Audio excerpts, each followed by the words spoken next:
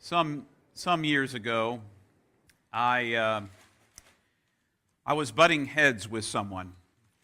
I know that you would find that hard to believe, that I'm at all stubborn and difficult to get along with at times. Please do not consult Linda. She can give you the complete heads up on that. However, I was serving a church, and I was not seeing eye to eye with the person. It wasn't the church that's in this building. So, and I decided that the best way I could fix this challenge and problem we were having was I would pray that God would change him. And so every day I came and I sat in the sanctuary and I prayed that God would change him. And I prayed that God would change him. And I prayed that God would change him. And I would just tell you right now that we never quite stopped butting heads. And we never saw things the same. But somehow over the time that I brought him into my prayer life, something changed inside of me. The way that I saw this person changed. The way that I entered into conversation with this person changed. The way that I cringed every time I saw him coming down the hall towards me, no, that never changed. I still cringed just a little bit inside. I was waiting for that to be healed, and it just never quite got there. But you know, working with others in this world, oftentimes we discover that loving our neighbors, the challenge of loving our neighbors is not so much loving them as loving ourselves enough to love them back. Often the things that rub me wrong, I would tell you right now, the thing that rubs me wrong, the things that rub me wrong about Linda, the things that rub me wrong about my children, both Joshua and Hannah, are often the things that rub me wrong about me, that I have unresolved inside of myself. And because they're unresolved, I don't like it when I see it in them, and it brings out that kind of tension. So I want to talk a little bit about loving our neighbors, but I want to talk about how God wants us to love our neighbors and shape that from a position of understanding that God wants to bring healing to us. And by bringing that healing to us, we are able to enter into more healing relationships with others. So I wanted to read to you today from first, there were so many choices. I want to talk about loving your neighbor. There were so many choices. I just didn't want to go cliche. I didn't want to go the Good Samaritan story. If you're familiar with the Good Samaritan story, great. Don't play that in your brain right now. And if you're unfamiliar with it, good. You can't play it in your brain right now, so you're in great shape. Because I now brought it up, and you know, as soon as I told you don't do something stubborn, do it.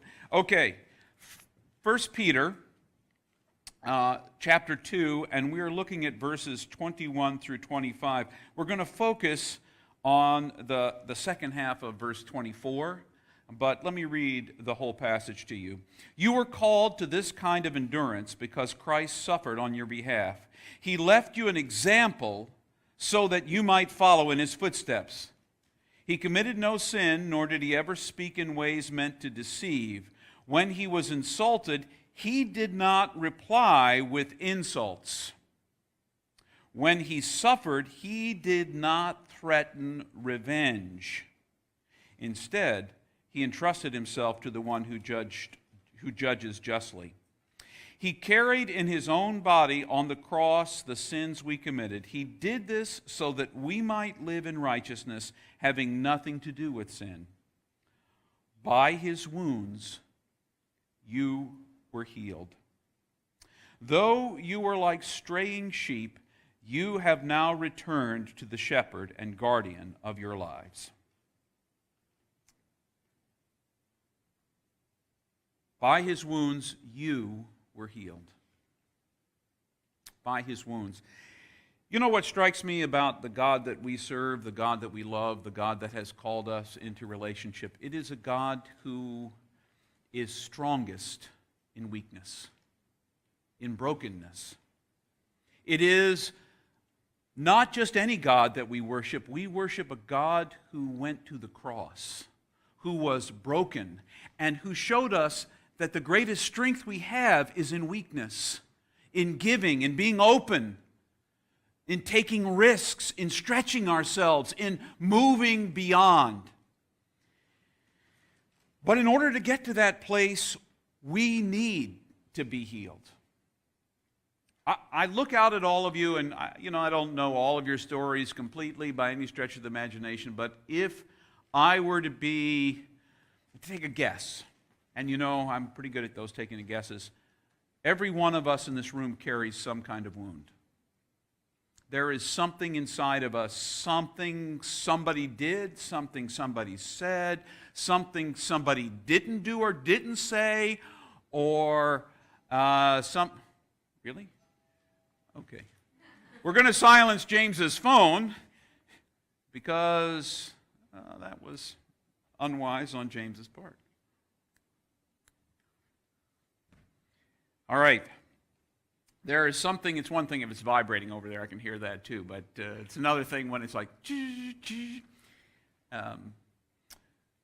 every one of us carries some kind of wound, and that woundedness gives us a commonality. Have you ever thought what God's woundedness does? It gives God a commonality with us. It gives God an open door. God's not just somewhere up here watching. God engaged fully with humanity in such a way that God experienced woundedness. And it's by experiencing woundedness, brokenness, that God brings healing to us. Now, exactly how that happens, I don't know. I used to think, I read that simple 6-word sentence, by his wounds you were healed. I just knew that exactly what that meant. Now at 55, there's so many nuances to the way that someone else's wounds can heal us. We share a common humanity because of our woundedness. Owning our woundedness allows us to see we're not perfect. We make mistakes, we trip, we fall. And that in the same way we have been wounded by others, we can wound others. It makes us just a little bit more aware of the other with whom we are walking. I mean, when you walk by somebody, you have no idea. There are all those wonderful little cliches they say about, you can't judge another person until you've walked a mile in their shoes, that kind of thing. But the truth is, every one of us is wounded. And if we can assume that in every relationship, in every encounter, in every moment of our lives, that everything around us, everyone around us is in some way wounded, then it allows us to treat them with just a little bit more mercy and a little bit more grace and a little bit more love. Because in spite of the facade we might show to each other sometimes about how perfect our lives are, and Facebook is notorious for this. How many of us Photoshop our pictures before we put them up so no one sees the blemishes? Or I have friends, I don't Photoshop any of my pictures. You get all the blemishes when you see them. But I have friends whose every picture and every post is always the happy stuff. Always. It's like their life is perfect. Every morning someone gets up and, like the magic breakfast elves, make something miraculous and lay it out for them. And look at this beautiful thing that is in my kitchen today. And yes, you don't ever see the mess that went into making it, just the product at the end. Well, the wonderful thing is, God is making something of the messes of our lives, of the woundedness, of the brokenness, by bringing healing to us. And you see, when God brings that healing to us, then we are in a place where we can love our neighbors, where we can enter into that sacred space where any two of us connect with one another. We enter that with a different kind of reverence. What would it look like? What would it look like if every time you entered into a conversation, even in passing, you realize that you had just stepped onto holy ground. This is a holy moment. Even if it's the cashier at Target or at Aldi.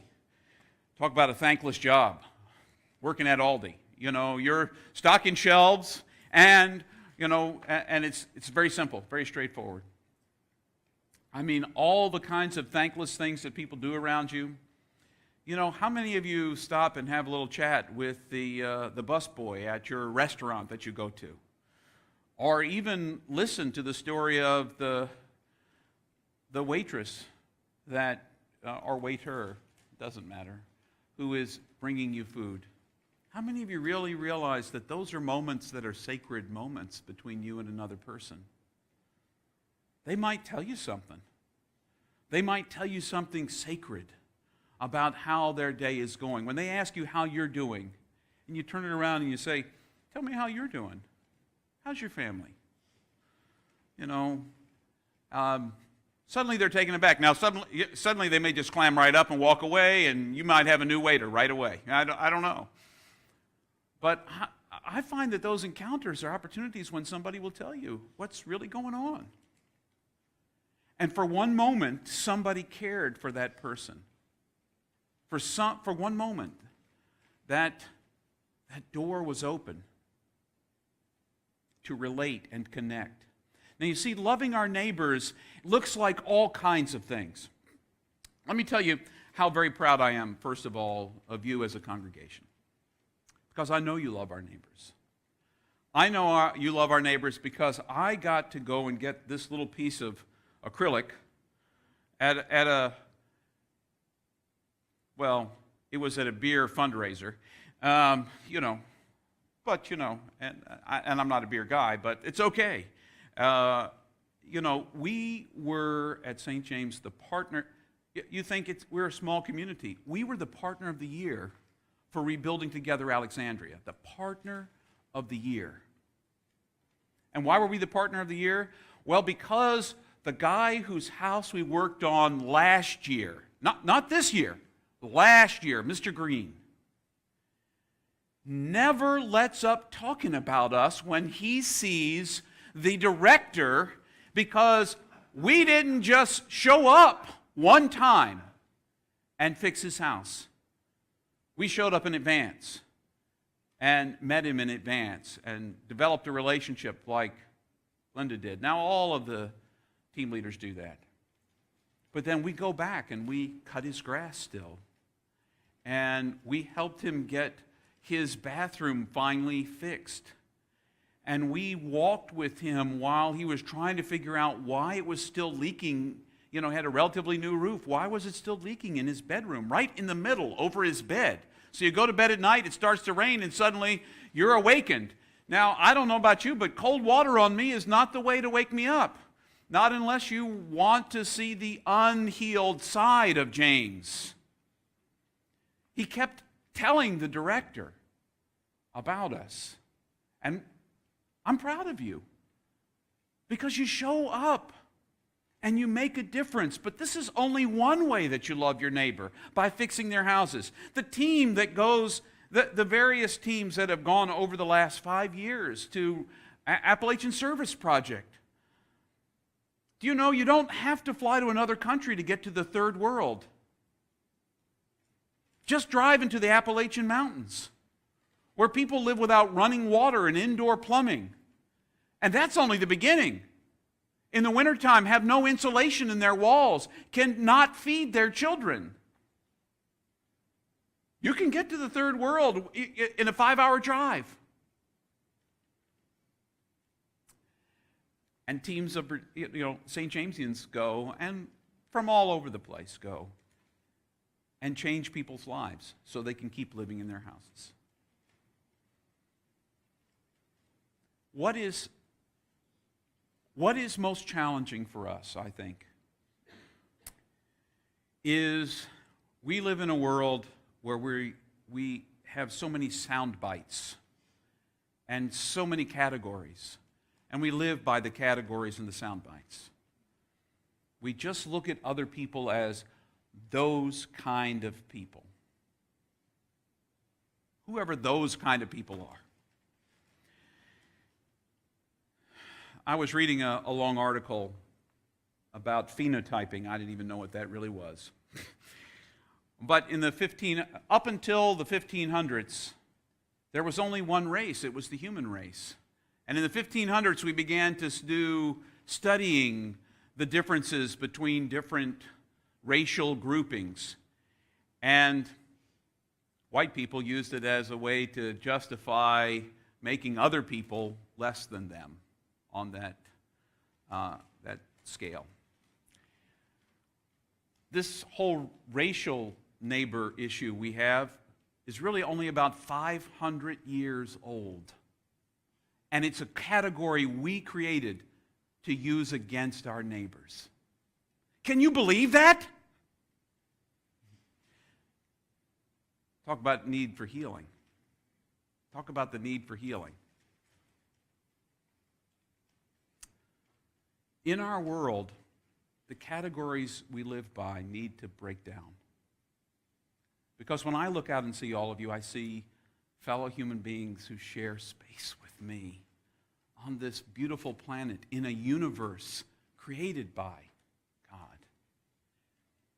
Only I don't like to use the past tense, created by God. God is continuing to create this universe that we're a part of.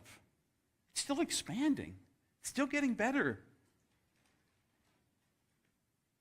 We have the opportunity to be a part of building those bridges, because bridges cover the gap between two spaces that couldn't be covered otherwise. And if you notice, when you build a bridge, almost always the bridge is between two level sides. You don't build a bridge going down like that, mostly. Sometimes it goes up and then it comes back down, but that's usually an engineering thing, and I'm not one of those. But it connects two level playing fields. It's the recognition that it doesn't matter economically if we're different. It doesn't matter gender-wise if we're different. It doesn't matter if any of those kinds of things are different. What matters is we're both people made in the sacred image of God. There's not a single one of you in this room not made in the sacred image of God. Not a single one. And there's not a single one you'll meet out in the world.